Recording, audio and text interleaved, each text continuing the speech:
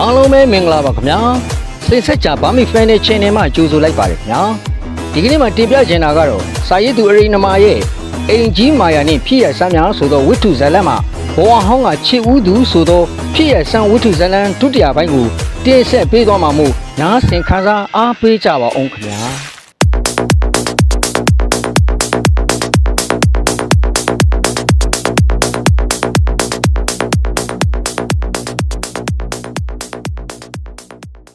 ဘဝဟောင်းကချစ်ဦးသူဒုတိယပိုင်းတိုင်နှန်းရှင်ကြိုက်ခမီရေးလေဖះကတိုင်နှန်းရှင်မောင်ယူပဝင်ပူးကန်နေတယ်ဆိုတဲ့ဒေါခင်မျိုးဝင်းပါဇက်ကဒီလိုပြောလိုက်ရောဥက္ကမောင်တန်းမျက်နှာပြက်သွားတာကိုကွက်ခနဲ့မြင်တွေ့လိုက်ရပါတယ်ကျွန်တော်ကဥက္ကမောင်တန်းကိုဘာစကားမှမပြောချဘူးမတိမတန်ဥကောင်းကိုရမ်းပြီးအချက်ပြလိုက်ပါတယ်ဒါနဲ့ဒေါခင်မျိုးဝင်းကသူ့စကားကိုဆက်ပြန်ပါတယ်ကျွန်တော်ကတော့ကျွန်တော်ဇနီးမယားနာကတေကြီးတယောက်တနေ့တိုင်နှန်းနေကိုပြန်လာနိုးနဲ့တိုင်နှန်းနေကရွှေတမန်ဘောကတိုင်နှန်းရုပ်ကလကိုကြည့်ပြီးအလွမ်းဖြစ်နေခဲ့ရတာခုဆိုနှစ်ပေါင်း40ကျော်ခဲ့ပြီဆရာနာကတေကြီးကခုထိပြန်မလာသေးဘူးကျွန်တော်ဘဝဟောင်းကချစ်ဦးသူကိုစောင့်မျှော်နေစေပါကျွန်တော်ဇနီးမယားနာကတေကြီးကိုချစ်တဲ့စိတ်အဟုန်နဲ့ဘာမှမနှောက်ယှက်ဖဲအသာကြည့်နေခဲ့ပါတယ်တနေ့မှကျွန်တော်ရှိတဲ့စိတ်ခမီရေးလဲဖျားတိုင်နှန်းကိုဒေါခင်မျိုးဝင်းဟာသူ့မိတ်ဆွေအပေါင်းဖော်တွေနဲ့ဖျားလာဖူးရမြင်တွေ့လိုက်ရတော့ကျွန်တော်ရင်ထဲမှာဘလောင်ဆူသွားတယ်အတိတ်ကအရေးတွေဟာစိတ်အာရုံထဲမှာပေါ်လာပြီးပြာဖူးနေတဲ့မိခဲကိုလေနဲ့မှုတ်လိုက်တဲ့အတိုင်းကျွန်တော်မယားနာကတေကြီးအပေါ်မှာထားရှိတဲ့မြစ်တာတွေဟာအတိတ်တဖန်ပြန်ပေါ်လာတာဆရာခုချိန်ထိကျွန်တော်မှရှိထားတဲ့80တကူတွေနဲ့ဘယ်သူ့ကိုမှစိတ်ဒုက္ခမပေးဘူးယနေ့လူဘဝကိုရောက်နေတဲ့ဒေါခင်မျိုးဝင်းဟာကျွန်တော်ဇနီးမယားတိုင်နှန်းရှင်နာကတင်ကြီးပါဒါကြောင့်ပြန်ပြီးတိုင်နှန်းတွေကိုခေါ်တာပါကျွန်တော်ပြောတာတရားပါတယ်နော်လို့ပြောပြီးစကားကိုရပ်တန့်လိုက်ပါတယ်ကျွန်တော်ကတော့မြမဂမီးရတိတ်ပံဝိဇ္ဇာတော်လောကီပညာနယ်ပယ်မှာဒီလိုကိစ္စရအကြီးငယ်တွေကိုကြုံဘူးဆုံဘူးတဲ့အခြေအနေကြောင့်ဒေါခင်မျိုးဝင်းကိုတိုင်နှန်းရှင်မောင်ယူပါဆိုတဲ့ပုံကိုတူပြောဆိုသွားတဲ့ဇကားတွေဟာတိတ်တော့မထူးဆန်းလာပါဘူးဒါကြောင့်ကျွန်တော်အိန္ဒြေရရနဲ့ကဲမောင်ယူပမင်းမထိန်မချမ်းမကွဲမဝဲဖဲမင်းပြောချင်တဲ့ဇကားတွေဟာဒါကုန်မဲလားနောက်ဘာပြောစရာစကားရှိသေးလဲစဉ်းစားပြီးပြောနော်ဆရာကမတရားမဖြစ်စေရဘူးအားလုံးတရားသဖြင့်မြတ်မြတ်တာဖြစ်စေရမယ်ဆရာတာဝန်ယူတယ်ဆိုလို့ကျွန်တော်ပြောပြတာပါကျွန်တော်ပြောချင်တဲ့စကားဒါအကုန်ပါပဲဆရာကောင်းပြီဒါဖြင့်ငါတခုမေးမယ်နော်ငါဟာဘလို့ဆရာမျိုးဆိုတာမင်းသိမှာပေါ့မင်းရဲ့စကားအရမင်းမှာ80တကူတွေရှိတယ်မဟုတ်လားဆရာဟာဘယ်လိုဆရာမျိုးဂိုင်းပညာအရဘယ်လိုအဆင့်ရှိတယ်တီလာတမာရီပညာအရဘယ်အဆင့်မှာရှိတယ်ဆိုတာကျွန်တော်သိပါတယ်ဆရာဟုတ်ပြီငါဆရာကဘယ်ခိုင်းကလေတို့ခိုင်းကအထက်ဆရာကြီးဟာမင်းတို့ခိုင်းကဘုံမိကတိုက်လောကကိုဘယ်လိုပညာပေးပြီးဆုံးမခဲ့တယ်ဆိုတာကိုမင်းသိတယ်မဟုတ်လားသိပါတယ်ဆရာအခုလိုမင်းကငါမေးတာပြောတာငါတမကုံပြချင်လို့မဟုတ်ဘူးဆိုတာကိုတော့မင်းသဘောပေါက်ထားစေချင်တယ်လောကမှာတဦးနဲ့တဦးတွေ့ကြုံကြတဲ့အခိုက်အတန့်လေးမှာဒေါသရှိထားပြီးခိုက်ရန်ဖြစ်ပွားရင်ဘယ်ကောင်းမလဲလောကီမှာလည်းမကောင်းဘူးလောကုတ္တရာမှာလည်းမကောင်းဘူးတယောက်နဲ့တယောက်မေတ္တာရှိထားပြီးဆက်ဆံခြင်းလို့ပြောတာပါငါဆရာဟာမင်းမောင်ယူပအပေါ်မှာမေတ္တာထားတယ်မောင်ယူပကရောငါဆရာအပေါ်မှာမေတ္တာထားနိုင်ပါမလားလို့ကျွန်တော်ကမေးလိုက်တဲ့အခါမှာတိုင်နှန်းရှင်မောင်ယူပဝင်ဖူးကပ်ပြီးနန်ကိန်းနေတယ်ဆိုတဲ့ဒေါခင်မျိုးဝင်းဟာပြုံးရွှင်ကလက်ကလေးနှစ်ဖက်ရှဲပြီးဆရာကိုကျွန်တော်မေတ္တာထားပါတယ်ဒါဖြင့်ငါဆရာမင်းကိုပြောတင်ပြောထိုက်ပြောအပ်တဲ့စကားကိုပြောတော့မယ်နော်ပြောပါဆရာဘဝတန်တရားဆိုတာကိုမင်းလက်ခံသလားလက်ခံပါတယ်ဆရာအဲ့ဒီဘဝတန်တရားချရဟတ်ထဲမှာတရားရီအားလုံးဟာဖြစ်ပြတီးပြက်နေတာကြီးပဲဖြစ်ချိန်တန်ဖြစ်ပြက်ချိန်တန်တော့လည်းပြက်တာပဲမောင်ယူပပြောနေတဲ့နာဂသိင်ကြီးဆိုတာမောင်ယူပရဲ့ဇနီးမယားမှန်ပါတယ်ဒါကတိုက်နှန်းရှင်ဘဝတုန်းကလေအခုနာဂသိင်ကြီးဟာလူဘဝကိုရောက်နေပြီဒေါခင်မျိုးဝင်းအဖြစ်နဲ့ဥက္ကမောင်တန်းရဲ့ဇနီးဖြစ်နေပြီသားသမီးတောင်ရနေပြီမောင်ယူပရဲ့ဇနီးမယားမဟုတ်တော့ဘူးလေဒီခါမှာမောင်ယူပကငါရဲ့ဇနီးမယားပဲငါပြန်ပြီးတိမ့်ပိုက်မယ်သိမ့်ယူမယ်ဆိုရင် သူများမယားကိုယူတယ်လို့ဖြစ်နေမှာပေါ့လောကသဘာဝမှာလဲကိုနဲ့ပေါင်းတော့ကိုမယားသူများနဲ့ပေါင်းတော့သူများမယားဆိုတဲ့သဘာဝတွေရှိပါတယ်ဒီတော့မောင်ယူပဟာကာမေတုမိစ္ဆာစာရကံကိုကျူးလွန်တယ်လို့ဖြစ်သွားမယ်နော်အတိတရားမှာတတိတရားလေးလေးထားအောင်ကျွန်တော်ကဒီလိုပြောလိုက်တော့တိုက်နှက်ရှင်မောင်ယူပဝင်ပူးနေတယ်ဆိုတဲ့ဒေါခင်မျိုးဝင်းဟာမျက်မှောင်ကျုပ်ပြီးစဉ်းစားသွားတယ်ပြီးတော့စောစောကစကားပြောသလိုတွတ်တွက်လဲလဲမဟုတ်တော့ပဲအာလေးရှာလေးအတန်နဲ့ အခုလူဘဝကိုရောက်နေတဲ့ဒုက္ခမျိုးဝင်ဟာကျွန်တော်ဇနီးမယားတိုင်နေရှင်နာကတင်ကြီးပါဆရာကျွန်တော်ကချစ်လွန်းလို့သူဆန္ဒကိုလိုက်လျော်ပြီးသူ့ကိုလူဘဝကိုခိတခဏပြန်သွားခိုင်းရပဲဟာအခုအချိန်စီလို့ကျွန်တော်ပြန်ခေါ်တာမတရားဘူးလားဆရာ ဒီမှာမောင်ယူပမင်းကငါဆရာပြောမယ်ငါဆရာမင်းကိုစကားပလင်ခံကလေးကမင်းကိုနောက်ဘာပြောစရာရှိသေးလဲစဉ်းစားပြီးပြောနော်လို့ငါမပြောဘူးလားပြောခဲ့သလားဟမ် ပြောခဲ့ပါလေဆရာ အေးအဲ့ဒီတုန်းကမင်းကဘာပြန်ပြောခဲ့သလဲ အေးရောကျွန်တော်ပြောချင်တဲ့စကားကဒါကုန်ပါပဲလို့ပြောခဲ့ပါလေဆရာ ဟုတ်ပြီမင်းပြောသွားတဲ့စကားတွေထဲမှာမင်းရဲ့ဇနီးမယားနာဂတင်ကြီးကိုသူ့သဘောသူ့ဆန္ဒအရာလူဘဝကိုခိတ္တခဏသွားခွင့်ပြုတော့က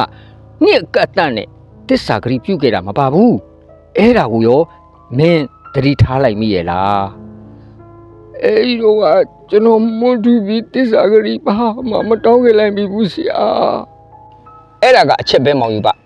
ငါဆရာကဘုံမိကတိုက်လောကအကြောင်းကိုကောင်းကောင်းကြီးသိထားတယ်တိုက်နှန်းရှင်တိုက်ဆောင်တိုက်ကြအမျိုးမျိုးတွေကိုငါဆရာတွေ့ဘူးတဲ့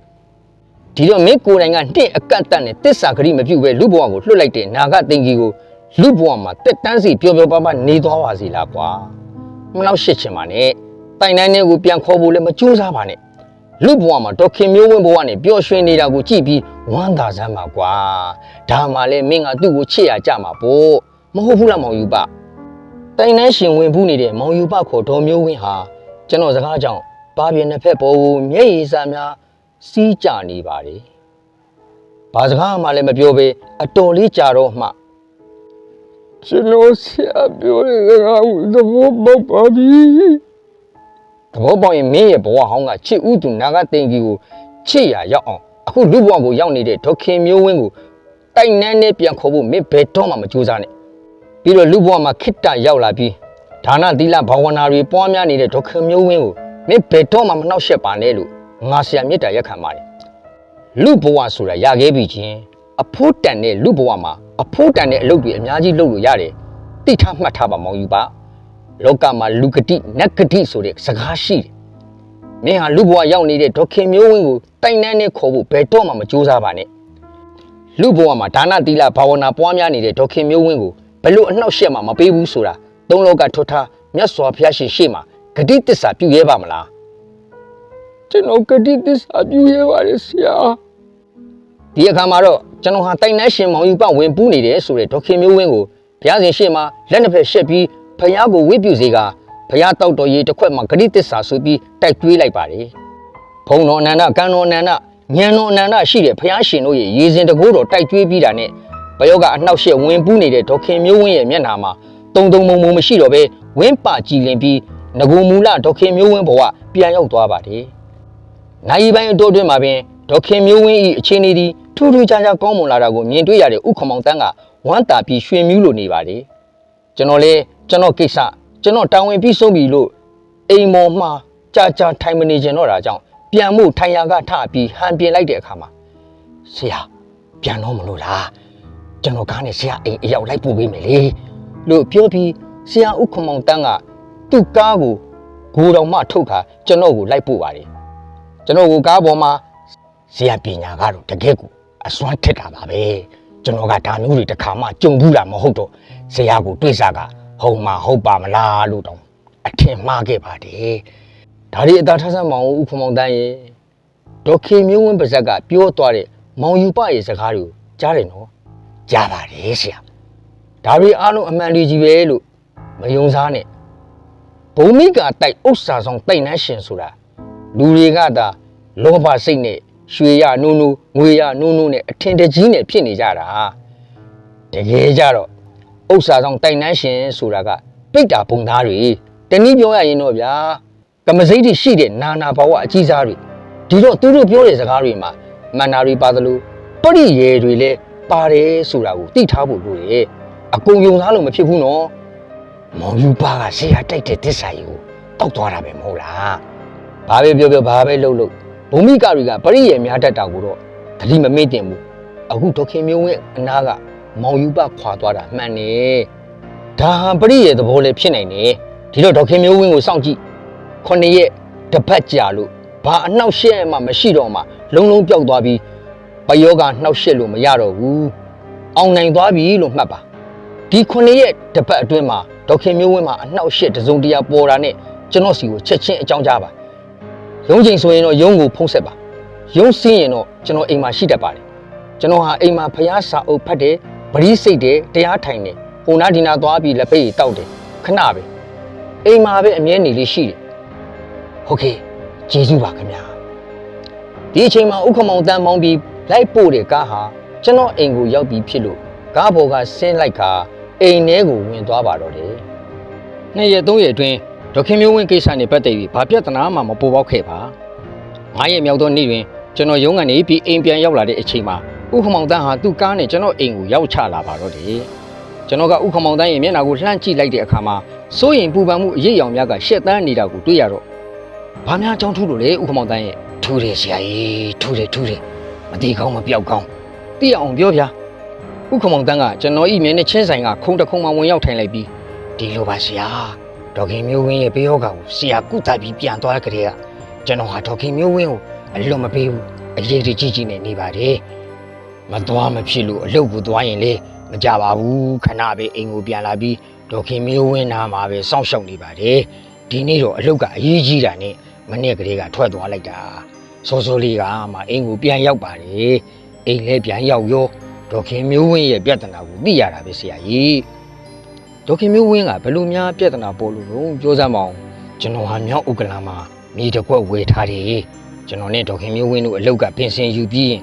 းအိမ်ဆောက်ပြီးအေးဆေးနေရအောင်ဆိုတဲ့ရည်ရွယ်ချက်နဲ့မြေကွက်ဝယ်ယူထားတာပ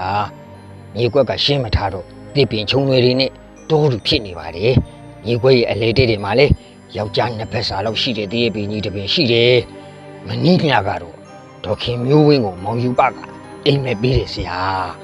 ာဘယ်လိုများမောင်ယူပကအိမ်မဲ့ပေးတယ်လဲအိမ်မဲ့ထဲမှာမောင်ယူပကကိုထင်ပြပြီးဒေါခင်မျိုးဝင်းကိုသူ့ပိုင်ရွှေဦးတူဟာခုကျွန်တော်တို့ဝယ်ယူထားတဲ့မြောက်ဥက္ကလာမြေကွက်တရေပင်ကြီးရဲ့ရှေ့ဘက်အလန်း20လောက်မှာတူးကြည့်ရွှေအိုးရလိမ့်မယ်လို့အိမ်မဲ့ပေးတယ်အမျိုးသမီးဆိုတော့ရွှေနဲ့မြားရင်ဘယ်သူခံနိုင်မှာလဲလောဘဇောတွေတက်ပြီးကျွန်တော်ကိုတောင်အတိမပေးဘူးဒီနေ့ကြာမှာကျွန်တော်ကလည်းအလုပ်တွေများနေလို့ညနေကြာမှာပဲအိမ်ကိုပြန်ရောက်တယ်နေ့လယ်ပိုင်းမှာဒေါခင်မျိုးဝင်းဟာပေါက်တူးတလက်ကိုယူပြီးအငှားကားတစ်စီးနဲ့မြောက်ဥက္ကလာဘကမြေခွက်ကိုသွားတယ်ဟိုရောက်တော့မြေခွက်လက်အလေကတရက်ပီကြီးအရှိကိုသွားပါတယ်လမ်းမှာကန်းအားလျော်စွာဝလုံးရှိတစ်ချောင်းကိုမြင်တွေ့တာနဲ့မြေမှာထောက်ပြီးသွားလိုက်တာအိမ်မဲထဲမှာပေးထားတဲ့အလန်း20လောက်မရောက်ခင်မှန်ပြီးခြုံရွယ်တွေကိုထောက်ကြည့်တော့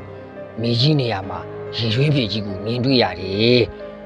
ဒီအခါမှာမောင်ယူပကသူ့ကိုလိန်ညာပြီးခေါ်ဆောင်တာလို့လေရိတ်စားမိရောချက်ချင်းပဲအငှားကားနဲ့အိမ်ကိုပြန်လာခဲ့တယ်ကျွန်တော်လည်းညနေမှာအိမ်ပြန်ရောက်ရောပြောပြတာနဲ့ချက်ချင်းပဲဆရာစီကိုထွက်လာခဲ့ပြီးအတိပေးတာကျွန်တော်ကဘာမှပြန်မပြောပါဥက္ကမောင်တန်ပြောသမျှကိုနားထောင်နေခဲ့ပါတယ်ဘယောကဝင်ပူးနေတဲ့ဒေါခင်မျိုးဝင်းကိုကျွန်တော်ကိုယ်တိုင်ဘယောကစီမတိုက်ကြွေးခဲ့မိတာကျွန်တော်အမှားပါဒီကိစ္စကိုဘာမှဆက်မပြောတော့ပဲဒီလိုလိုဥက္ကမောင်တန်အချိန်ဖြင့်သွားရင်မကောင်းဘူးဥစ္စာဆောင်တိုက်နှန်းရှင်ဆိုတာဟာပိတ်တာပုံသားတွေပရိယေမာယာအလွန်ကိုများတာခုပဲချက်ချင်းလိုက်သွားပြီးရှင်းလိုက်ရင်ကောင်းလိမ့်မယ်ထင်တယ်ကောင်းပါတယ်ဆရာကျွန်တော်ဟာအိမ်ကဘုရားရှင်ပေါ်မှာချိတ်ထားတဲ့ဆေးလွယ်အိတ်ကိုဖြုတ်ယူပြီးဥက္ကမောင်တန်းနဲ့အတူကမာယုဒုက္ခလန်းကနေအိမ်ကိုလိုက်သွားပါတယ်အိမ်ရောက်တော့ဘုရားရှင်ရှေ့မှာဒေါခင်မျိုးဝင်းဟာပြုံးရွှေရွှေနဲ့ဘာမှမဖြစ်တယ်လို့ထိုင်လို့နေပါတယ်ကျွန်တော်ဟာဥက္ကမောင်တန်းတို့အိမ်ပေါ်ကိုတက်ပြီးကျွန်တော်ဟာဘုရားရှင်ရှေ့မှာပစစ်တုတ်ထိုင်ကရှစ်ခိုးကြော့ပြီးဘုရားငါးစုကိုအမှုထားကဝိဇ္ဇာရှစ်တောင်းဆရာကောင်းတွေရဲ့ဂိုင်းကအထက်ဆရာကြီးတွေကိုပြိဖိတ်ကြားကဒေါခင်မျိုးဝင်းကိုဝင်ပူးကန်နှောက်ရှက်နေတဲ့ကြိုက်ခမီရေးလေဘုရားတိုက်ကမောင်ယူပကိုခေါ်ယူလိုက်ပါတယ်မကြပါဘူးဒေါခင်မျိုးဝင်းဟာဆွဲဆွဲငင်ငင်နဲ့တစ်ချက်တန်းဝေလိုက်ပြီး ကိုတစ်ချက်လှုပ်သွားကဖះကိုဥစွာကြော့လိုက်ပါတယ်ပြီးတော့ကျွန်တော်ကိုကြော့ပြီးလက်ကလေးနှစ်ဖက်ကိုရှက်ခါကျွန်တော်ဆရာကိုလို့ပြောကရှိသေးကျွန်တော်ကလက်ကပြလိုက်ပြီးဒီမှာမောင်ယူပမင်းဘာမှပြောစရာမလိုတော့ဘူးမင်းစကားတွေအများကြီးပြောခဲ့တာငါနားထောင်ခဲ့တယ်မင်းဟာသုံးလောကထွတ်ထမြတ်စွာဘုရားရှင်ရှေ့မှာဂတိတစ္ဆာပြုခဲ့တဲ့သူဒီတော့တစ္ဆာဖောက်တဲ့သူတွေရဲ့တွားရလမ်းအတိုင်းပဲကျွန်တော်ဆရာကိုပြောပြရစီနားထောင်ပါဦးဆရာဘာမှပြောစရာမလိုတော့ဘူးဒါပဲဒီလိုပြောပြီးကျွန်တော်ကဆေးလွယ်အိတ်ထဲကအစီအမံပြုတ်လုပ်ထားတဲ့ဆေးဖျောင်းနိုင်ပေါ်မှာတိုက်ဖြတ်အင်းကိုချကဒေါခင်မျိုးဝင်းရဲ့နေနံကိုထည့်ပြီးဘုရားရှင်ရှေ့မှာမီးပူဇော်ကထွန်းညှိလိုက်ပါတယ်ကျွန်တော်နဲ့ဥက္ကမောင်တန်းတို့ဟာအင်းချထားတဲ့ဆေးဖျောင်းနိုင်ကိုကုံတဲ့အထိစောင့်ကြည့်နေကြပါတယ်ဆေးဖျောင်းနိုင်လေးငိမ့်သွားရောဒေါခင်မျိုးဝင်းတကူလုံးဟာလျှက်စစ်နဲ့တို့လိုက်တယ်လို့တကူလုံးတုံခါပြီးလဲကျသွားပါတော့တယ်တအောင်လောက်ကြတော့ဒေါခင်မျိုးဝင်းဟာသူ့ဟာသူပြန်သတိရပြီးလူကောင်းပဂရိစိတ်ပြန်ပေါ်ပေါက်လာပါတယ်ဘယောကအနှောက်ရှက်အမျိုးမျိုးတွေကင်းစင်သွားလို့မျက်နှာဟာကြည်လင်လို့နေပါတော့တယ်ကဲဥက္ကမောင်တန်းဒေါခင်မျိုးဝင်းမှာဘယောကအနှောက်ရှက်တွေကင်းစင်သွားပြီဘာမှမစိုးရင်နဲ့တော့မောင်ယူပါတဲ့နောက်ကိုလာပြီးအနှောက်ရှက်မပေးနိုင်တော့ဘူးဒီလိုအနှောက်ရှက်မပေးနိုင်အောင်ကျွန်တော်တိုက်ကျိုးကိုဖျက်လိုက်ပြီလို့ကျွန်တော်ကပြောလိုက်တော့ဥက္ကမောင်တန်းနဲ့ဒေါခင်မျိုးဝင်းတို့လင်မယားဟာပျော်ရွှင်လို့သွားပါတယ်နောက်တနေ့ကစပြီးဒေါခင်မျိုးဝင်းဟာရုံးပြန်တက်ပါတယ်ဒေါခင်မျိုးဝင်းဟာအရင်ကလိုတုံတုံမုံမုံဖြစ်မနေတော့ပဲပြုံးပြုံးရွှင်ရွှင်နဲ့ရုံးအလုပ်တွေကိုလုပ်ကင်နေတာမြင်တွေ့ခဲ့ရပါတယ်တလတိတိကြာခဲ့ပါတယ်ဒီတော့တည်းမှာဒေါခင်မျိုးဝင်းဟာဘာပြဿနာမှမပေါ်တဲ့အတွက်စိတ်ချလို့သွားရပါပြီဒါကြောင့်ဥက္ကမောင်တန်းနဲ့ဒေါခင်မျိုးဝင်းတို့ဟာကျွန်တော်ကိုသူတို့အိမ်ကိုပြင်ပြီးကျေးဇူးရှိတဲ့ဆရာသမားတစ်ယောက်အနေနဲ့ငွေ9000ကြော့တဲ့အတွက်ကျွန်တော်ဟာဝမ်းသာရပါတယ်ကျွန်တော်လေ့လာတက်ကြွထားတဲ့ပညာကြောင့်တစုံတစ်ယောက်ဟာစိတ်ချမ်းသာမှုရတဲ့စိတ်အဟုန်ဟာကျွန်တော်ကိုရောင်ပြန်ဟတ်လို့နေပါတော့တယ်